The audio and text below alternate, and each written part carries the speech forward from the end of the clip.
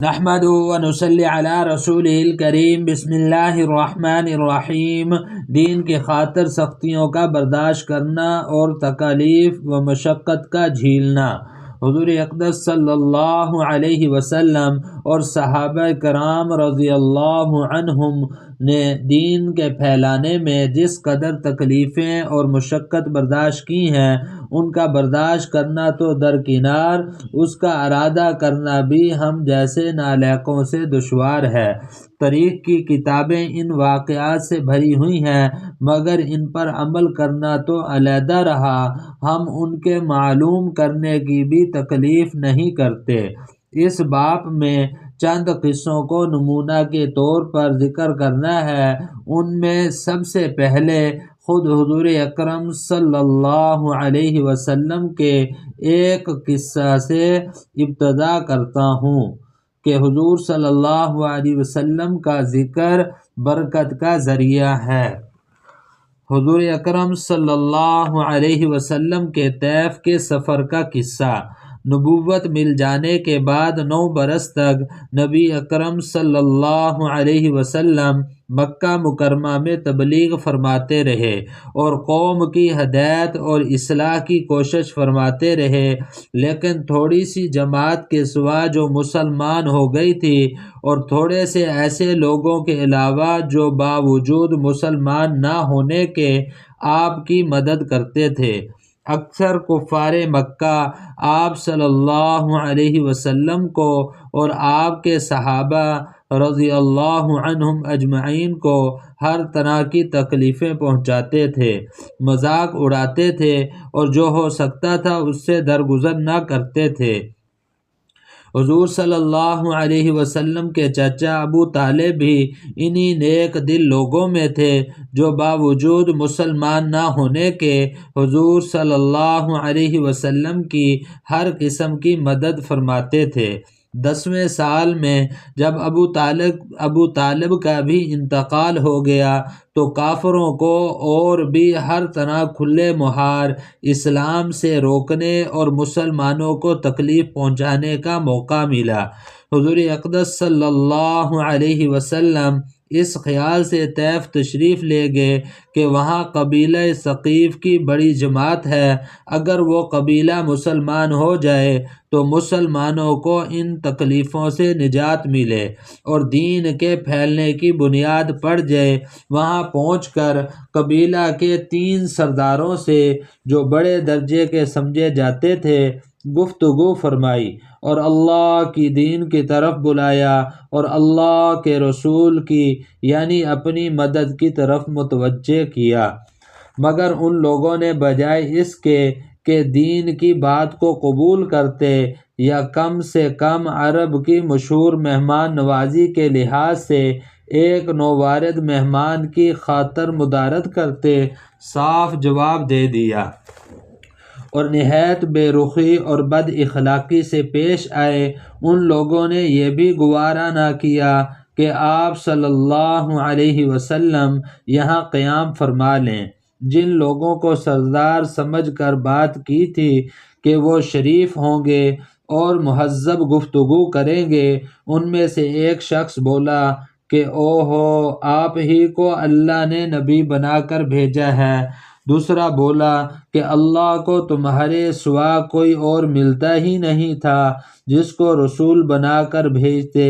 تیسرے نے کہا کہ میں تجھ سے بات کرنا نہیں چاہتا، اس لیے کہ اگر تو واقعی نبی ہے جیسا کہ دعویٰ ہے تو تیری بات سے انکار کر دینا مصیبت سے خالی نہیں، اور اگر جھوٹ ہے تو میں ایسے شخص سے بات کرنا نہیں چاہتا۔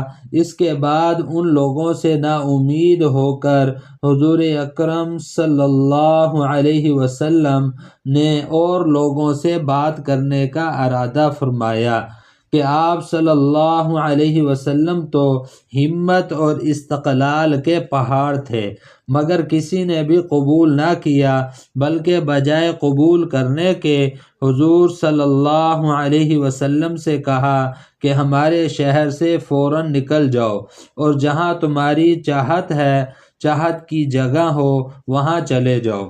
حضور اکرم صلی اللہ علیہ وسلم جب ان سے بالکل مایوس ہو کر واپس ہونے لگے تو ان لوگوں نے شہر کے لڑکوں کو پیچھے لگا دیا کہ آپ صلی اللہ علیہ وسلم کا مذاق اڑائیں، تالیاں پیٹیں، پتھر ماریں، حتیٰ کہ آپ صلی اللہ علیہ وسلم کے دونوں جوتے خون کے جاری ہونے سے رنگین ہو گئے۔ حضور اقدس صلی اللہ علیہ وآلہ وسلم اسی حالت میں واپس ہوئے۔ جب راستہ میں ایک جگہ ان شریروں سے اطمینان ہوا تو حضور صلی اللہ علیہ وسلم نے یہ دعا مانگی، جس کا ترجمہ یہ ہے: اے اللہ، تجھ سے شکایت کرتا ہوں میں اپنی کمزوری اور بے کسی کی اور لوگوں میں ذلت اور رسوائی کی۔ اے ارحم الراحمین، تو ہی ضعفاء کا رب ہے اور تو ہی میرا پروردگار ہے۔ تو مجھے کس کے حوالے کرتا ہے؟ کسی اجنبی بیگانہ کے جو مجھے دیکھ کر ترش رو ہوتا ہے اور منہ چڑھاتا ہے، یا کہ کسی دشمن کے جس کو تو نے مجھ پر قابو دے دیا۔ اے اللہ، اگر تو مجھ سے ناراض نہیں ہے تو مجھے کسی کی بھی پرواہ نہیں ہے، تیری حفاظت مجھے کافی ہے۔ میں تیرے چہرے کے اس نور کے طفیل جس سے تمام اندھیریاں روشن ہو گئیں اور جس سے دنیا اور آخرت کے سارے کام درست ہو جاتے ہیں، اس بات سے پناہ مانگتا ہوں کہ مجھ پر تیرا غصہ ہو یا تو مجھ سے ناراض ہو۔ تیری ناراضگی کا اس وقت تک دور کرنا ضروری ہے جب تک تو راضی نہ ہو۔ نہ تیرے سوا کوئی طاقت ہے نہ قوت۔ مالک الملک کی شان قہاری کو اس پر جوش آنا ہی تھا کہ حضرت جبرائیل علیہ السلام نے آ کر سلام کیا اور عرض کیا کہ اللہ تعالیٰ نے آپ کی قوم کی وہ گفتگو جو آپ سے ہوئی سنی اور ان کے جوابات سنے، اور ایک فرشتہ کو جس کے متعلق پہاڑوں کی خدمت ہے آپ کے پاس بھیجا ہے کہ آپ جو چاہیں اس کو حکم دیں۔